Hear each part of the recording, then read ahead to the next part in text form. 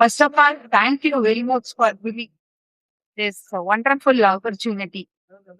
அந்த இறைவனுக்கு தான் முதல்ல நன்றி சொல்லணும். சார் சொன்ன மாதிரி 2வது வாழ்க்கையில் அந்த நிலையில தான் நான் இருக்கேன்.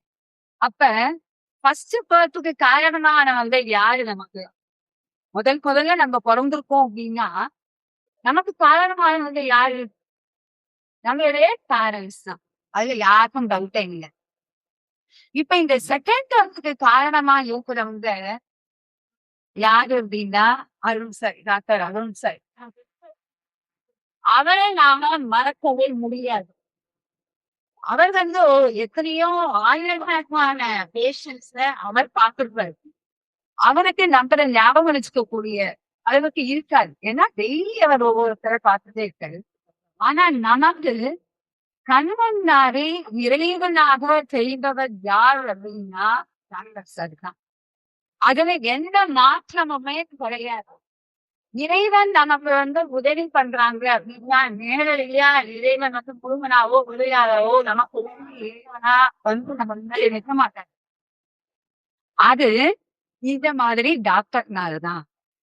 இறைவன் மனுஷ ரூபேல அப்படின்னு சொல்லுவாங்க. அதே மாதிரி நமக்கு கண்ணுமே இருக்கக்கூடிய இறைவன் யார் அப்படின்னா அவர் தான் டாக்டர் சார், அருண் சார் தான். யாருமே இல்லை. டாக்டர் சொன்னார் யூஎஸ்ஏ இந்த மாதிரி நடந்ததுன்னு. நீங்க தலைவரா இருந்து பாக்காக்கணும் இல்லையா? அப்ப நம்ம எல்லாருக்கும் கடவுளா இருக்க அருண் சார் அவரே பண்ண வேண்டாம். கடவுள் எந்த ரூபத்திலையும் உங்களை இங்க கொண்டு வந்து விட்டுடுவாரு. அப்ப அவர் இல்லைன்னா நாம இங்க இல்ல, இன்னைக்கு இந்த ஸ்டேஜ் எனக்கு இல்லை. அப்ப இந்த செகண்ட் பர்த்ல தான் நாம இருப்போம். சரி, எனக்கு என்ன நடந்தோ ஒருத்தருக்கும் ஒவ்வொரு நிகழ்ச்சி கடந்த காலத்துல இருக்கும். எனக்கும் அந்த மாதிரி நிகழ்ச்சி தான். அது சிலருக்கு மத்தவங்களுக்கு ஒரு லெசனா இருக்கும். ஒரு 12 வருஷம் முன்னாடி எனக்கு நடந்தது என்ன அப்படின்னா, ஃபர்ஸ்ட் அப்ப நான் டீச்சரா ஒர்க் பண்ணிட்டு நான் இருந்தேன். எனக்கு வந்து ஒரு வீலிங் ஆச்சு. ஏன்னா எல்லாருக்கும் அதை சொல்ல வேண்டியதுதானே, ஏன்னா தெரிஞ்சுக்க வேண்டிய அவசியம் இருக்கு. அப்ப நான் என்ன நினைச்சேன் அப்படின்னா, ஏதோ மெனோபாஸ் டைம். அப்ப 50 வயசு ஆயிடுச்சு. மெனோபாஸ் டைம் அதுதான் போல இருக்கு அப்படின்னு நம்ம யூஸ்வலா எல்லாரும் செய்யற தவறு என்னன்னா, நம்ம உடனே நமக்கு ஏதாவது இருந்ததுன்னா பக்கத்துல இருக்கிறவங்கள்ட்ட சொல்லுவோம் இது மாதிரி இருக்குது அப்படின்னு. அவங்க வந்து ஏதாவது ஒரு விஷயங்கள சொல்லுவாங்க. இன்னைக்கு பாதி பேர் யூடியூப்லயே டாக்டரா பார்த்துட்டு அதை பண்ணிட்டு இருக்காங்க. அது பெரிய தவறு. அப்ப அந்த சமயத்துல நான் பக்கத்துல இருக்கிறவங்கள்ட்ட எல்லாம் சொன்னேன் இது மாதிரி இருக்கு அப்படின்னோட அவங்க என்ன சொன்னாங்க, இதெல்லாம் ஒன்றும் மெனோபாஸ் தான், நீங்களும் கவலையே பட வேண்டாம் அப்படின்னு இந்த மாதுளம்பழ போல உரிச்சு அதை ஜூஸ் பண்ணி சாப்பிடுங்க, அது சரியா போயிடும் அப்படின்னாங்க. சரி அப்படின்னு அதை சாப்பிடலான்னு அது சரி வரல. நம்ம அதெல்லாம் யாரையும் கேட்க கூடாதுங்கிறதுக்கு ஒரு ஃபர்ஸ்ட் லெசன். நமக்கு நம்ம உடல்ல ஏதாச்சும் ஒரு குறை இருக்கு அப்படின்னா நம்ம முதல்ல யார பார்க்கணும்னா பக்கத்துல இருக்கிற டாக்டரை பார்க்கலாம். நிச்சயம் யாருக்காவது ஒரு தனி டாக்டர் இருப்பாங்க, அவங்களதான் பார்க்கணும். அப்ப நான் என்ன பண்ணிப்போம், என்னோட டயத்தை வந்து கேட்கறீங்க. அதுக்கப்புறம் தான் நான் வந்து கைனக்கிட்ட போறேன். அவங்க வந்து ஒரு ஸ்கேன் தாடுங்க அப்படிங்கிறாங்க. நான் வந்து புதுக்கோட்டையில இருந்தேன். புதுக்கோட்டையில ஒரு ஸ்கேன் டாக்டர்கிட்ட போகும்போதும் அவங்க வந்து என்னோட ஃபேமிலி டாக்டர் தான். அவங்க பார்த்துட்டு சஸ்பெக்ட் பண்ணாங்க. சஸ்பெக்ட் பண்ணிட்டு என்கிட்ட எதுவுமே சொல்லல. என்னோட ஹோம் பிரதர்ல சொன்னாங்க, அவர் வந்து ஆயுர்வேதா டாக்டர். அவர் சொன்னோட நான் சொன்னேன் வீட்ல எல்லாருமே வந்துட்டாங்க, நான் நம்மகிட்ட எந்த பிரச்சனையும் கிட்டே சொல்லலையே, எனக்கு ஒரு பயம். அப்புறம் இதுதான் அப்படின்னு சொன்ன உடனே பாத்தீங்கன்னா அதுதாங்க நீங்க அடுத்த என்ன ஸ்டெப் எடுக்கணுமோ அதை எடுக்கணும். உடனே நமக்கு தெரிஞ்சது. அந்த நேரம் வந்தோம். வந்த உடனே எனக்கு அதுதான் தூக்கம் இல்லை. நம்ம என்ன பண்ணணும், நம்மளுக்கு ஏன் இது வந்தது? நம்ம கரெக்டா தான் சாப்பிடுறோம், வெளியில எதுவும் சாப்பிடறது இல்லை. நமக்கு ஏன் வந்தது, நமக்கு ஏன் வந்தது, அதுவே மண்டக்குள்ள போய் ஓடிட்டே இருக்கும். அது யூஸ்ஃபுல்லா எல்லாருக்கும் வரக்கூடியது. ஆனா அந்த ஸ்ட்ரெஸ்ஸ வந்து நம்ம எடுத்துக்கவே வேண்டாம். நமக்கு வந்துடுச்சு, நம்ம அதுல இருந்து எப்படி நம்ம மீண்டு வரும்? அதுதான் ஃபர்ஸ்ட் கோலா இருக்கணும். அப்புறம் நான் இன்ஜினியரிங் தான் வந்தேன். அங்க எக்ஸலண்ட் டீம். அப்ப அருண் சார், அப்ப வந்து சுஜித் டாக்டர் இருந்தார். எனக்கு பார்ட்னர். அவங்க எல்லாம் எனக்கு என்ன இருந்து எப்படி பண்ணணும் என்னங்கிறத சொன்னாங்க. சொல்லும்போது எனக்கு அப்படியே பிளாங்கா இருந்தது. எல்லாருமே நமக்கு இப்படி ஆயிடுச்சுன்னாக்கா ஒரு ஷாக் வரும்ல. ஷாக்கெல்லாம் இல்ல. என்ன பண்ண போறோம் நம்ம? என்ன செய்ய போறோம்? அப்படின்ட்டு எந்த சிந்தனையுமே இல்ல. அந்த மாதிரி இருந்தேன். அந்த ஹாஸ்பிட்டலுக்கு போன போது பார்த்தா, சின்ன குழந்தைங்க, வயசானவங்க, கையில தூக்கிட்டு வராங்க. என்ன பண்றாங்க? ஐயோ! நமக்கு ஒண்ணுமே இல்ல போல இருக்கே. இங்க இத்தன பேரு இந்த மாதிரி இருக்கும்போது, நமக்கு ஒண்ணுமே இல்ல. அப்படிங்கிற மனசுல ஒரு எண்ணம் வந்து அப்புறம் டாக்டர்ஸ்லாம் நம்ம கிட்ட பேசும்போது, பாதி பிரச்சனை அதுலயே சால்வ் ஆயிடுச்சு. அப்புறம் தான் ட்ரீட்மெண்ட்டுக்கே போறோம். அதெல்லாம் பார்த்த உடனேயே நமக்கு ஒண்ணுமே இல்ல. நம்ம இதுல இருந்து நிச்சயமா வந்துருவோம் அப்படின்னு நினைச்சோம். நான் புதுக்கோட்டையிலிருந்து திருச்சிக்கு வரணும். இங்கதான் வந்து நான் ட்ரீட்மெண்ட் எடுத்துக்கணும். அப்பதான் எங்க சாருக்கு பைபாஸ் பண்ணி ஒரு 2 மாசம் கூட ஆகல. அப்ப எனக்கு அவரை பார்க்க போறோமா, நம்மள யாரு பார்க்க போறா அப்படிங்கிற ஒரு சிந்தனை தான் இருக்குது. என் பையனுக்கு வேற மேரேஜ் ஃபிக்ஸ் ஆயிடுச்சு. 3 மந்த்ஸ்ல நான் கல்யாணம் பண்ணணும். வீட்டுல இருக்கிறவங்க எல்லாம் என்ன சொன்னாங்கன்னாக்கா, வேண்டாம் போஸ்ட்போன் பண்ணிடுவோம். கல்யாணம் எப்ப வேணாலும் பண்ணிடலாம். ஆனா ட்ரீட்மெண்ட்னா அப்ப முக்கியம். அதை பண்ணிப்போம் அப்படின்னு. ஆனா எனக்கு அதுல வந்து உடன்பாடு இல்லை. ஏன்னா அவன் எவ்வளவு கனவுகளோட இருப்பான். நம்ம 3 மாசத்துல நம்ம கல்யாணம் பண்ணிக்க போறோம், ஜாலியா இருக்க போறோம் அப்படிங்கிற எண்ணத்துல இருப்பான். அத வந்து டெஃபினட்டா நம்ம மாத்தக்கூடாது அப்படிங்கிற எண்ணம் இருக்குது. எனக்கு மனசுல ஒரு கான்பிடன்ஸ் வந்துச்சு. நம்மளுடைய உடம்ப இங்க டாக்டர்கிட்ட காமிச்சிட்டோம். நம்மள காப்பாற்ற வேண்டிய பொறுப்பு அவங்களோட. நம்மளே எனக்கு கவலை போட்டு மண்டையில போட்டு உறுத்திக்கணும். நம்ம ஒரு சேஃபான பேசி நம்ம வந்துப்போம். இனிமே நம்மளை பத்தி கவலை கிடையாது அப்படிங்கிறது எனக்கு மனசுல உண்டாயிடுச்சு. முதல் பகல்ல எல்லாருமே சொல்றது என்ன அப்படின்னா, நமக்கு எதுவும் தெரியாது. அதெல்லாம் தெரியாததால அந்த டாக்டர் தரணும். அப்ப அந்த டாக்டர் என்ன சொல்றாங்களோ அதை ஃபாலோ பண்ணாலே நம்ம பேராயிடுவோம், நீட்டாயிடும். இப்ப இந்த சமயத்துல நான் பையன்கிட்ட வந்து அதே டயத்துல நம்ம ஆன் டயத்துல நம்ம மேரேஜ் வச்சுக்க போறோம் அப்படின்றத சொல்லிட்டேன்.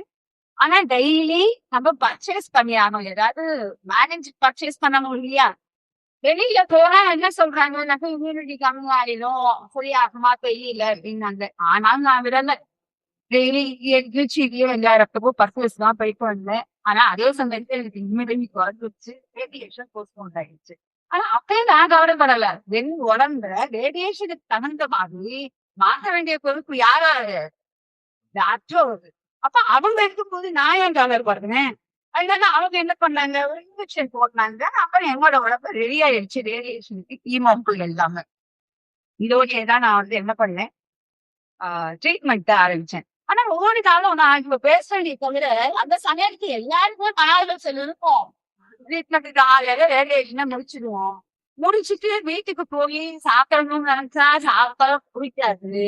எனக்கு ஹெல்ப்புக்கு யாரெல்லாம் வந்தாங்கன்னா, எங்க அப்பா, அம்மா. அவங்களுக்கு 70 வயசுக்கு மேல. ஆனாலும் பொண்ணுக்கு இப்படி ஆயிடுச்சு அப்படின்ட்டு அவங்க வந்துட்டாங்க. என் பொண்ணு அவ பொண்ணை விட்டுட்டு அவளும் வந்துட்டா.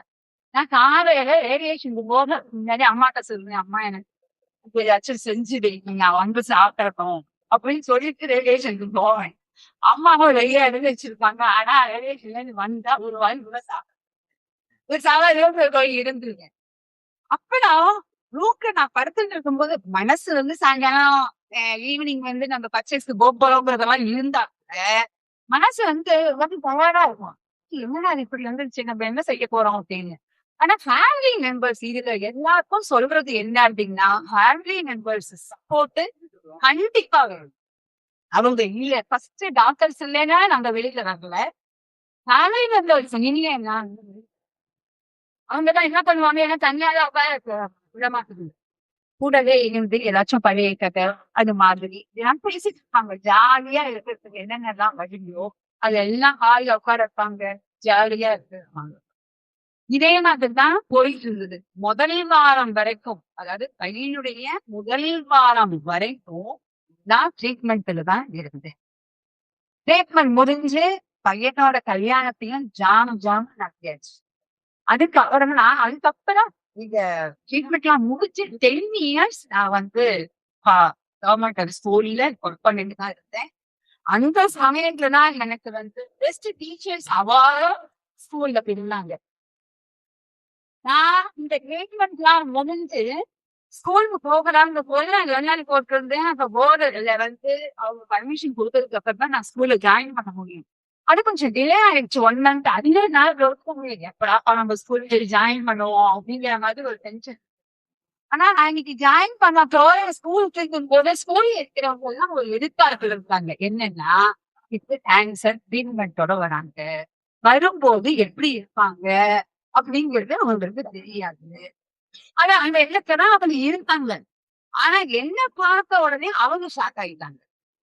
என்னடா இது எப்போது போலவே இவங்க வந்திருக்காங்க. ஒரு 6 மாசம் கேப்ல எப்போது போயே வந்திருக்காங்களே அப்படின்னு அவங்களுக்கு வந்து ஒரு சின்ன ஒரு ஷாக் தான். ஏன்னா அந்த அளவுக்கு நான் வந்து என்ன ஸ்ட்ரென்தன் பண்ணிட்டேன். இப்ப நான் ஸ்ட்ரென்த்தாவும் பிரேவாவும் பேசுறேன் அப்படின்னு சொன்னா அதுல இருந்து நான் வந்து கான்பிடென்டா வெளியில வந்துருவோம் அப்படின்னு. ஃபார் எக்ஸாம்பிள் நாளெல்லாம் மஜிஷியன் வந்து பண்ணினாரு பாருங்க. அவர் ஒவ்வொன்னு செய்யும் போது அவர் எவ்வளவு கான்பிடென்டா செஞ்சாரு. மத்த தப்பு பண்ணிடுவோமா அப்படிங்கிற சின்ன கூட அவருக்கு இல்ல. இது எடுக்கிறாரு அதை எடுக்கிறாரு அதை எடுக்கிறாரு. அப்ப அவர் அந்த செயல்ல அவர் பயங்கர கான்பிடென்டா இருந்தார். அந்த மாதிரி நம்புறோம். இதுல இருந்து வெளியில வந்துருவோம். எப்பெல்லாம் உங்களை ரெவ்யூக்கு வர சொல்றாங்களோ கண்டிப்பா நீங்க ரெவ்யூக்கு போங்க. நமக்கு வந்து ஆஹ் என்ன சொல்லுவோம் பிறந்த வீடுன்னு சொல்லுவாங்க இல்லையா? அந்த பிறந்தனுடைய ஃபர்ஸ்ட் முன்வரிசை. இப்ப நமக்கு செகண்ட் பர்த்ல பிறந்த வீடு ஜிவிஎன் ஹாஸ்பிட்டல். அப்ப நம்ம ரெவ்யூக்கு ஹாஸ்பிட்டலுக்கு வரணும். நான் ஒவ்வொரு வேலையும் ஹாஸ்பிட்டலுக்கு வரும்போது ரொம்ப ஹாப்பியா நிஜமா இந்த கூட்டத்துக்காக நான் சொல்லணும்னு இல்லை. நான் அங்க வரும்போது ரொம்ப ஹாப்பியா வருவேன். வந்து அங்க இருக்கிற சாமிய இது பண்ணிட்டு வீபூதி எல்லாம் பூசிட்டு மூப்பு ஏதோ தெரிஞ்ச இடத்துக்கு நம்ம வந்திருக்கோம் அப்படிங்கிற ஃபீல் இல்லைன்னா இப்ப வரைக்கும் நான் வந்துட்டு இருக்கேன். இப்ப நான் ரீசெண்டா ஒரு மாசம் முன்னாடியே சோத்யா மேம வந்து பாத்துட்டு போனேன். உங்களுக்கு ஒண்ணும் இல்லம்மா அப்படின்னாங்க. நீங்க வாயால சொல்லிக்க நான் வந்துட்டாங்க இருப்பேன். அவ்வளவு பண்ணிட்டு மேமும் நான் நம்ம என்ன சொல்றோமோ அத வந்து பொறுமையா கேட்டு. ஏன்னா அவங்க அடுத்தடுத்த பேஷண்ட்டை பார்க்கறதுக்கு எவ்வளவு டைம் ஸ்பெண்ட் பண்ணணும். நம்ம ஒரு பேஷண்ட்டுக்கே அவங்க பார்க்க முடியாது. இருந்தாலும் அந்த பொறுமையா அவங்க வந்து நம்ம கிட்ட கேட்பாங்க. என்ன நடக்குதுமா என்னம்மா எப்படி இருக்கீங்க ரிட்டையர்மெண்ட் லைஃப் எப்படி இருக்கு எல்லாம் கேட்பாங்க. அவங்க கிட்ட கேட்டுட்டு நம்ம வீட்டுக்கு போகும்போது நிச்சயமா 200% நான் ஹாப்பியா தான் போவேன். நமக்கு ஒண்ணுமே இல்ல அப்படின்னு. ஒவ்வொரு வேலையும் நான் ரெவ்யூவை மிஸ் பண்ணவே மாட்டேன். நமக்கு 10 வருஷத்துக்கு மேல ஆயிடுச்சே. இருந்தாலும் நம்ம வர வேண்டிய அவசியம் இல்ல. இருந்தாலும் ஏதாச்சும் ஒரு வேலை அப்பாயின்மெண்ட் போறதுக்கு நான் கண்டிப்பா வந்து டாக்டரை பார்த்தாதான் எனக்கு ஒரு ஹெல்ப்புவா இருக்கும். இன்னும் ஒரு வருஷம் நமக்கு ஜாலியா போயிடும். அப்புறம் நெக்ஸ்ட் இயர் பார்த்துக்கோ அப்படிங்கிற மாதிரி. அதனால எல்லாருமே சொல்றது என்னன்னா பி கான்பிடென்ட். நமக்கு ஒண்ணுமே இல்ல. எல்லாம் கடந்து இதுவும் கடந்து போகும்பாங்க இல்லையா? எல்லாத்தையும் கடந்து வந்துட்டோம். இதே நமக்கு என்ன ஒண்ணு கிடையாது. அதனால இருக்கிற லைஃப ஜாலியா அன்னன்னைக்கு எப்படின்னா முதல் நாளே டைம் டேபிள் போட்டுடுங்க. இன்னைக்கு இதெல்லாம் நம்ம பண்ண போறோம் அப்படின்னு நம்ம முதல்ல நமக்கு தான் ப்ரியாரிட்டி. மோஸ்ட்லி பாத்தீங்க அப்படின்னு சொன்னா ஒவ்வொரு ஃபேமிலிலையும் லேடிஸ் தான் மேக்சிமம் சர்வைவரா இருக்காங்க. என்ன காரணம் அப்படின்னா நம்ம உடம்ப லட்சியம் பண்றதே இல்ல. நம்ம வீட்டுக்கு ஒரு குழந்தைக்கு உடம்பு முடியலன்னு வச்சுக்கோங்களேன் பதட்டமாயிடுவோம். ஹஸ்பண்ட் உடம்பு முடியல என்னாச்சு என்னாச்சு என்னாச்சு ஆட்டோ போடுவோம். ஆனா இதே நமக்குள்ள வரும்போது நம்ம அதை பத்தி கவலைப்படுறதே இல்ல. அது ஒரு சின்ன விஷயமா இருந்தாலும் சரி பெரிய விஷயமா இருந்தாலும் நம்ம உடம்புல ஒரு சின்ன சின்ன மாற்றங்கள் வருது அப்படின்னா ஃபர்ஸ்ட் நம்ம போக வேண்டியது டாக்டர்கிட்ட தான் போகணும். அவங்க சொல்லட்டும் உங்களுக்கு ஒண்ணு நீங்க நல்லா இருக்கீங்க அப்படின்னு.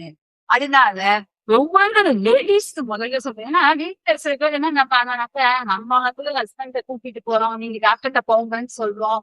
ஆனா அவங்க வந்து நம்ம கண்டுக்கவே மாட்டேங்கிறாங்களே அப்படின்னு நினைப்போம். அவரு கண்டுட்டாலும் சரி கண்டுக்காட்டாலும் சரி நம்ம உடம்ப நம்ம தான் பார்ப்போம். நம்ம இடத்துக்கு நம்ம தான் ப்ரியாரிட்டி கொடுக்கணும். அப்ப அவங்க வந்தாலும் சரி, வராட்டாலும் நம்ம டாக்டர்ட்ட போகணும் அப்படின்னா. அதனால எந்த ஒரு சின்ன விஷயமா இருந்தாலும், நீங்க உடனே டாக்டர்ட்ட பாருங்க. அதே மாதிரி ஃபேமிலி சப்போர்ட் கண்டிப்பா வேணும். அதனால ஃபேமிலில இருக்கிறவங்க எல்லாருமே சப்போர்ட்டிவா இருங்க. நீங்களும் ஃபேமிலியோட சோசியலா எந்த ஊருக்கு போகணுமா? டூர் போகணுமா? ஜாலியா என்ஜாய் பண்ணுங்க. நமக்கு வந்துருச்சுங்கிறதெல்லாம் இல்லட்ட. நம்மலாம் வந்தவங்களே இல்ல, மறந்தவங்க. அந்த நமக்கு வந்ததுங்கிறதையே நம்ம இப்ப மறந்தவ லிஸ்ட்ல இருக்கும். அதனால எத பத்தியுமே கவலைப்படாதீங்க. கவலைங்கிறதெல்லாம் போயே போச்சு, போயிந்தே. இட்ஸ் கான். அதனால நம்ம அத பத்தி கவலைப்பட வேண்டிய அவசியம் இல்ல. மன தைரியமா இருங்க. அடுத்தவங்களுக்கு நான் அங்க ஜீனியனுக்கு வந்தாங்கிற புதுசா யாராவது பக்கத்துல உட்கார்ந்திருப்பாங்க இல்லையா? அவங்களே எனக்கு என்னமோ ஜாலியா பேசணும்னு தோணும். பேசிட்டு அதெல்லாம் ஒண்ணும் இல்லம்மா நானும் புரியுதுக்கா 2 வருஷம் ஆயிடுச்சு. நான் இப்ப ஃப்ரீயா இருக்கேன் பாருங்க. அப்படின்னு சொல்றதுல ஒரு சந்தோஷம். அவங்களே கொஞ்சம் மோட்டிவேட் ஃபேமிலிக்கு தான் பாதி பேர் வந்து உட்கார்ந்துருப்பாங்க. அப்ப நம்மளால முடிஞ்சது டாக்டர் மாதிரி நம்ம எதுவும் செய்ய முடியாது. ஆனா அந்த சமயத்துக்கு நானும் இந்த மாதிரி ட்ரீட்மெண்ட்ல வந்தவங்க தான். இப்ப நான் நல்லா இருக்கேன். அதனால நீங்க இத பத்தி கவலைப்பட வேண்டாம். அப்படின்னு அவங்களுக்கு சொல்லுங்க. அதே மாதிரி நீங்களும் அந்த மாதிரி பக்கத்துல இருக்கிறவங்களுக்கு சொல்லலாம். ரொம்ப தைரியமா இருங்க. அன்னன்னைக்கு நம்ம கடவுளுக்கு நன்றி சொல்ற மாதிரி அருள் அருள் சாருக்கும் நம்ம டெய்லியும் நன்றி சொல்லலாம். இன்னைக்கு நாம இருக்கோம் அப்படின்னா அதுதான். அப்ப ஒவ்வொரு நாளும் நமக்காக நம்மளுடன் வருகிறவர்களுக்கு கண்டிப்பா நம்ம வாழ்க்கையில நன்றி சொல்லித்தான் ஆகணும். அதனால எல்லாரும் ஜாலியா இருங்க. இதுல இருந்து நம்ம வந்தாச்சு, மறந்து போயாச்சு. அதனால பி கான்ஃபிடென்ட். அதுதான் ரொம்ப முக்கியம் உங்களுக்கு. சார் 5 பில்லர் எக்ஸலன்ட் அதெல்லாம். அதெல்லாம் நம்ம இப்ப நான் சபையரா இருந்து என்னோட கதைய வேணா சொல்வேனே தவிர, அவரு சொல்லியிருக்கிற மாதிரி அத ஃபாலோ பண்ணாலே நம்மளோட வாழ்க்கையில நிச்சயமா அடுத்தடுத்த ஸ்டெப்புக்கு அடுத்த ஏதாவது ஒண்ணு நீங்க அச்சீவ் பண்ணணும்னா கூட உங்களால அச்சீவ் பண்ண முடியும். முடியுமா? முடியாதா? கண்டிப்பா முடியும் தானே! நெக்ஸ்ட் ஈயோட சார் ஒரு நாள் சொல்லும்போது, நம்மளுடைய அச்சீவ்மெண்ட்ஸ் என்னானோ புதுசா நீங்க ஏதாவது கிளாஸ்ல ஜாயின் பண்ணியிருந்தாலும் சரி, இல்ல ஏதாச்சும் ஒரு ஸ்போர்ட்ஸ்ல நீங்க ஜாயின் பண்ணியிருந்தாலும் சரி, அடுத்த தடவை சாரே கூட அவருக்கு வைக்காம கேட்பாரு, நீங்க எதுலயாவது சேர்ந்துருக்கீங்களா அப்படின்னு. அந்த சமயத்துல ஒவ்வொருத்தரும் ஒவ்வொரு விஷயத்த புதுசா ஏதாச்சும் ஒண்ணு ஃபாலோ பண்ற மாதிரி டெஃபினட்டா இருக்கணும். அனைவருக்கும் வாழ்த்துக்கள். மீண்டும் ஒரு முறை என்னை அழைத்து சிறப்பிற்கு ஜிவிஎம் ஹாஸ்பிட்டல் மற்றும் அனைவருக்குமே நான் வாழ்த்துக்களை சொல்றேன். ஒன்னே ஒண்ணு சொல்லுங்க. டாக்டர் சுதீஷ் சாரை பத்தி சொன்னேன் பாத்தீங்களா? அவர் கோயம்புத்தூர் போயிட்டாரு இப்ப. கோயம்புத்தூருக்கு நான் அவரை போய் பார்க்கறதுக்கு போனேன். அவர் சொல்றாரு, எப்படி சார் இருக்கு உங்களுக்கு கோயம்புத்தூர் அப்படின்னு? இல்லவே இல்லம்மா. ஜிவிஎன் மாதிரி எனக்கு வரவே இல்ல அப்படிங்கிறாரு. அவர் அப்படி சொல்றாரு. நான் எனக்கு அந்த அளவுக்கு அங்க ஒரு பப்ளிக்கோட அது இருந்த சோசியல் மீடியா ஆகட்டும், அங்க இருந்த ஒரு பீஸ்ஃபுல்லான மைண்ட் எனக்கு கோயம்புத்தூர்ல இல்ல அப்படின்ட்டாரு. 2 தடவை பாருங்க நானு. 2 தடவையுமே அதேதான் அவர் சொல்றாரு. அப்ப பீஸ்ஃபுல்லாவும் doctors as well as patients எல்லாமே அந்த பீஸ்ஃபுல்லான லைஃப் இருக்குன்னா only for GVN and doctors இல்ல. அவங்களுக்கு மீண்டும் மீண்டும் மீண்டும் பல முறை நன்றி சொன்னாலும் பத்தாது. அதனால எல்லாருடைய சார்பாகவும் அவர்களுக்கு மீண்டும் மீண்டும் நான் நன்றி சொல்லி உங்களுக்கு வாழ்த்துக்களை நான் உரித்தாக்குகிறேன். நன்றி நன்றி நன்றி. நன்றி மேடம்.